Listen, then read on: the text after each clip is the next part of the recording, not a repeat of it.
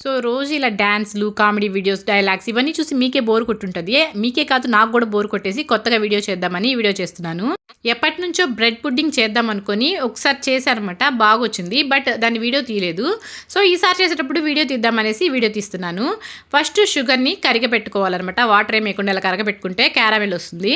So, దీన్ని మనం cake పాత్రలోకి తీసుకోవాలి.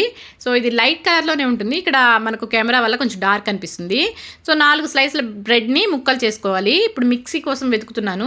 కరెక్ట్‌గా మనం ఇంపార్టెంట్‌గా ఏదైనా చేద్దాం అన్నప్పుడే మనం వెతికే గిన్నె మాత్రం కనపడదు. సో, ఈ గిన్నెలో ఎక్కడో కిందకెళ్ళిపోయిందనమాట. నాకు గూడా ఆ రోజు చిరాకేసింది వెతికి. సో, లాస్ట్‌కి చూస్తే నాకు కావాల్సింది చాలా అడుగునుందనమాట. సో, మొత్తానికి తీసుకున్నాను. తీసుకున్న తర్వాత ఆ బ్రెడ్ ముక్కలు వేసుకున్నాక అందులో ఒక ఎగ్గే వేశాను. తర్వాత షుగర్‌ని కూడా వేశాను. షుగర్ టేస్ట్ కోసం మనకి ఎంత ఇష్టమైతే అంత వేసుకోవచ్చు. పాలు పోసుకోవాలనమాట. ఒక టేబుల్ స్పూన్ వెనిలా ఎసెన్స్ తీసుకోవాలి. ఎందుకంటే ఎగ్ ఉంది కాబట్టి స్మెల్ రాకుండా. సో, దీన్ని మిక్సీ పట్టి ఈ లిక్విడ్ లాగా ఉన్న దాన్ని ఫిల్టర్ చేసి ఆ క్యారమెల్ ఉన్న కేక్ పాత్రలో పోసుకోవాలి. తర్వాత ఒక గిన్నెలో వాటర్ తీసుకొని స్టాండ్ పెట్టి మనం కేక్‌కి ఎలా పెడతామో అలా పెట్టి మూత పెట్టుకోవాలి.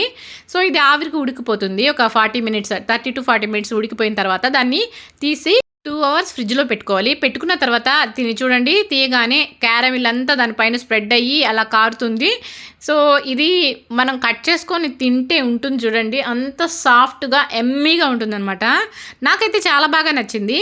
సో, మీకు కూడా నచ్చుతుందేమో అనుకుంటున్నాను. సో, ఎవరైనా ట్రై చేస్తే నాకు ఖచ్చితంగా కామెంట్ బాక్స్‌లో షేర్ చేయండి. వీడియో నచ్చితే లైక్ చేసి షేర్ చేయండి. బాయ్.